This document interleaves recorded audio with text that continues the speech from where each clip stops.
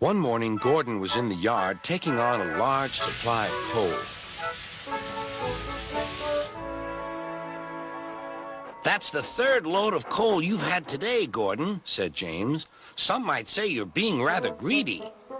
I'm an important engine, replied Gordon. Important engines need plenty of coal, but I doubt if you would understand that, James. James snorted and went about his work. Later, Gordon was taking on water from a standpipe because the water tower was under repair.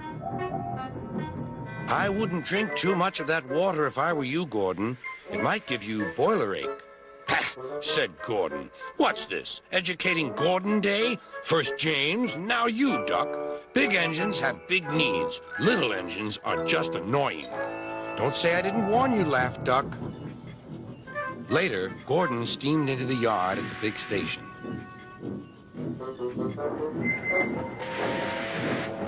"That's what I need," exclaimed Gordon. There, emerging out of the sheds, were two shiny tenders. "Now, if I had two tenders," said Gordon, "I wouldn't need to stop so often, and I wouldn't have to listen to silly little engines." "Those tenders belong to a visitor," replied his driver. Diesel sidled up alongside.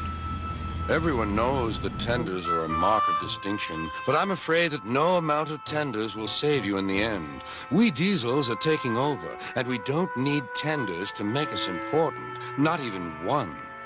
Gordon was most upset. He was feeling just the same next day. "I'm not happy." "I know," said Duck. "It's boiler ache."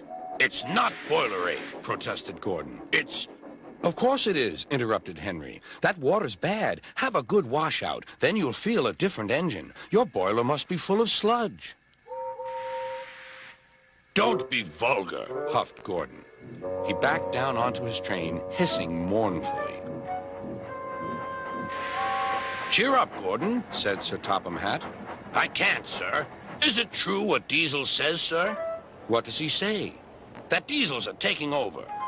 "Don't worry, Gordon. That will never happen on my railway." "One more thing, sir. Why did the visitor have two tenders?" "Because he lives on a railway with long distances between coaling depots." Gordon felt better.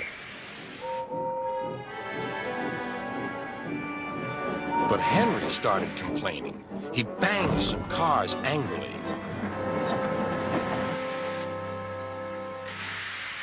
"I always work hard enough for two," he puffed. "I deserve another tender." Duck whispered something to Donald. He was going to play a trick on Henry. "Henry," he asked, "would you like my tenders?" "Yours? What have you got to do with tenders?" "All right," said Duck. "The deal's off. Would you like them, Donald?" "I wouldn't deprive you of the honor," replied Donald. "It is a great honor," continued Duck thoughtfully, "but I'm only a tank engine.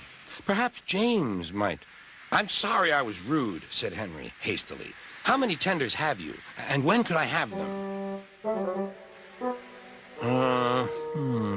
I have 6, and you can have them this evening." "6 lovely tenders," chortled Henry. "What a splendid sight I'll be." Henry was excited all day. "Do you think it will be all right?" he asked for the umpteenth time. "Of course," said Duck. "They're all ready now." The other engines waited where they could each get a good view. But Henry wasn't a splendid sight at all. His 6 tenders were very old, dirty, and filled with boiler sludge. "Had a good washout, Henry," called a voice. "That's right. You'll feel a different engine now."